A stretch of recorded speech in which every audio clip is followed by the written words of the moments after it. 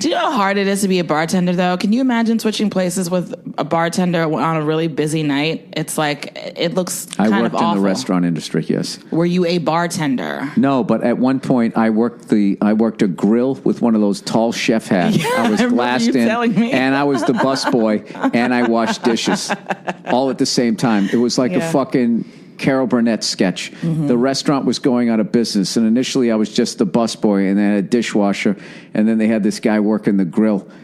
And I remember he quit or got fired. He used to just get hammered and drive. He had a van, and he used to just, like, restaurant people. That's the restaurant business. Are fucking nuts, right? And this guy used to drive this van, and he came in one day and just had like this fucking, like somebody just took a belt and diagonally smacked him across his forehead. And what happened was he was driving home to his parents' house, and he pulled in. He was so shit-faced. He either hit one of their cars or the tree, and when his head went to slam against the windshield, the visor was down a little bit, and he, like, bent it. No, it was one of those old-school, like, metal ones. Yeah. He bent it with his head, which was probably traveling a good 25 miles an hour when he hit it. And so anyways, he got fired, so then they had me...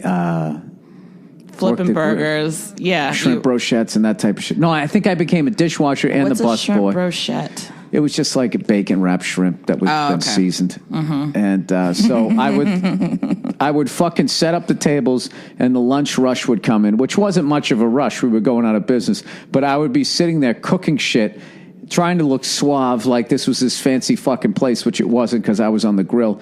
And I was sort of eyeballing the lunchroom, waiting for people to finish. And as I saw people finishing up, I would sort of casually duck down where they couldn't see me, like below the grill, like I was, getting more food or something. And I would pop up, and my apron would be off.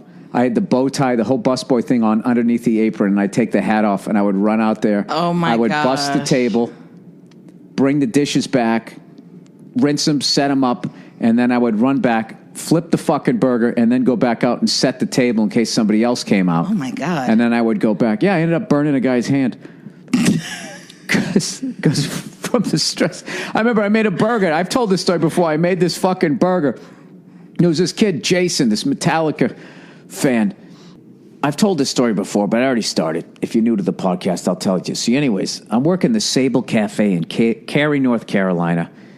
It's 1987 going into 88.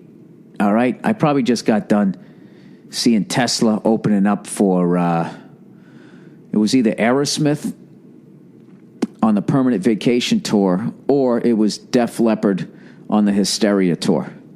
Remember Joe Elliott wore those acid wash ripped pants the entire tour and through all of the videos? You know? He went Jim Morrison, where Jim Morrison wore the same leather pants. He wore the same acid-washed, ripped fucking jeans. You know, and I'll tell you this right now, the man knows how to pack. All right. Plowing ahead. By the way, I always heard Jim Florentine really knows how to pack.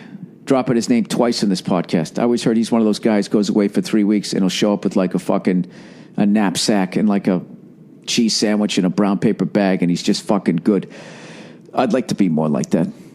There, I can admit that. I'm old enough now to say I'd like to be more like Jim Florentine. Anyway, so I'm working the Sable Cafe. So how it works is I'm glassed in, right? And right behind me is that little window, and behind the window is the kitchen, right? And there's the line. So this order comes in. They're like, you know, this guy Jason's like, order up for a burger, right? So I'm like, all right, one burger coming up, you know? So I'm supposed to look at the order. And if there's a lot of shit on the line, you know, if they got basically a bunch of entrees to make, I hold off on the burger so we can time it all out so it's all ready. I wasn't thinking, because I'm bussing tables and washing dishes while not washing my hand. Total health code violation, right? I shouldn't have said that now that I said the name of the restaurant, but it's all gone anyways. So I just start making this burger. So, you know, because I'm watching the table, like, I got to finish this burger because I got to go bust that fucking table and then throw some dishes into the fucking dishwasher. By the way, I also mop the whole fucking oyster bar and clean out both bathrooms before I fucking start. Brutal, right?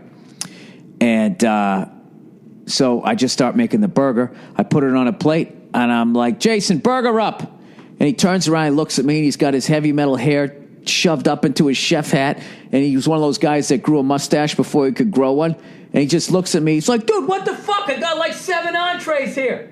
And I'm like, oh, I'm sorry. He goes, so just fucking put it on the grill. To put it to the side of the grill. So I grabbed it with tongs, was a glass plate, and I just set it basically on the grill, but underneath the burner that was off. But just basically, it's a mesquite grill, so it's hot because the burner 2-3 over is hot. And it's all the same piece of metal, so it's basically hot, but not piping hot. Okay, but it's still fucking pretty hot.